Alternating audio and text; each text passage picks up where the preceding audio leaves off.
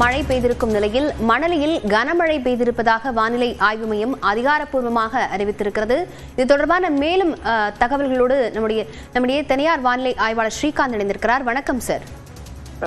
இந்த மேக வெடிப்பு காரணமாக மழை பெய்திருக்கக்கூடிய நிலையில இன்றும் இந்த மழை தொடருமா, இல்லை எத்தனை நாட்கள் மழை நீடிக்கலாம் என எதிர்பார்க்கலாம்?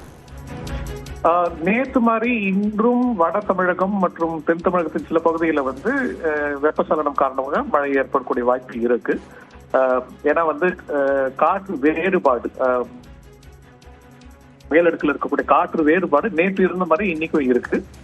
பட் நம்ம பார்க்கணும், ஏன்னா நேற்று பெஞ்ச அளவுக்கு அவ்வளோ அளவுக்கு இருக்குமான்னு தெரியாது. பட் இன்று மாலை இரவு நேரங்கள்ல வட தமிழகத்தில் சில இடங்கள்ல வெப்பசலனம் காரணமாக இடிமின்னல் மழை ஏற்படக்கூடும். நகர்வு பொறுத்து சென்னை போன்ற பகுதிகளில், கடலோர பகுதிகளில் மழையின் தாக்கம் நம்ம இரவு பார்த்தோம்.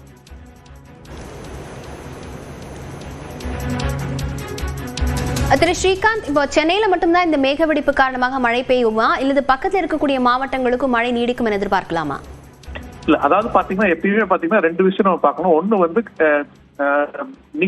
நிகழ்கால காற்றின் திசை முக்கியமான ஒரு காரணி இதுல. ஃபார் எக்ஸாம்பிள், ஒரு இடிமேகம் ஒரு எந்த இடத்துல உருவாகுதோ அந்த இடத்துல இருந்து காற்றின் திசைக்கு ஏற்ற மாதிரி நகரும்.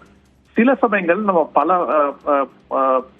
பல முறை நம்ம முன்னாடியும் பார்த்திருக்கோம். சென்னை போன்ற நகர்ப்புற கட்டமைப்பு இருக்கக்கூடிய பகுதிகளில் உட்புற பகுதியிலிருந்து இடிமேகங்கள் வரும்போது அர்பன் ஹீட் ஐலண்ட் நம்ம சொல்லுவோம் ஆங்கிலத்துல. அதன் காரணமாக இந்த இடிமேகங்கள் மேலும் வலுவடைகின்றன. அதாவது சென்னை நகர்ப்புற கட்டமைப்பு கிட்ட வரும்போது இந்த இடிமேகங்கள் வலுவடைகின்றன. அதனால சென்னை போன்ற நகர பகுதிகளில் நம்ம இந்த மழையின் தாக்கம் அதிகரிக்கும் இதை நம்ம பார்த்திருக்கோம். மிகைப்படுது ஆக்சுவலா. பட் அதே மாதிரி நீங்க பாத்தீங்கன்னா வேற பகுதிகளில் வருமானா அந்த அளவுக்கு இருக்கிறதுக்கான வாய்ப்பு கிடையாது. ஏன்னா ஃபார் எக்ஸாம்பிள், உங்களுக்கு சென்னை போன்ற நகர்ப்புற கட்டமைப்பு பகுதியின் கடலோர பகுதிகள் பாத்தீங்கன்னா சென்னை மட்டும் தான். அதுக்கப்புறம் பாண்டிச்சேரி, கடலூர், அந்த ஒரு பெல்ட், ஒரு 50 கிலோமீட்டர் பெல்ட் இருக்கும்.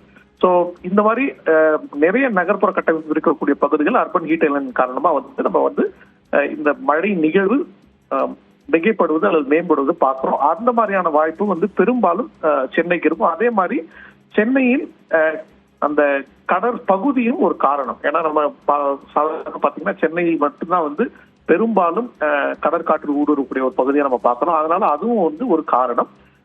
சோ நீங்க இந்த மாதிரி அதீத மழை பொழிவுன்னு பாத்தீங்கன்னா சென்னைக்கான வாய்ப்பு எப்பயுமே கொஞ்சம் அதிகமா இருக்கும். சென்னையை ஒட்டிய ஏனைய கடற்பகுதியை கம்பேர் பண்ணணும். இணைப்பிலிருந்து மழை தொடர்பான நிலவரங்களை எங்களோடு பகிர்ந்து கொண்டமைக்கு நன்றி திரு ஸ்ரீகாந்த்.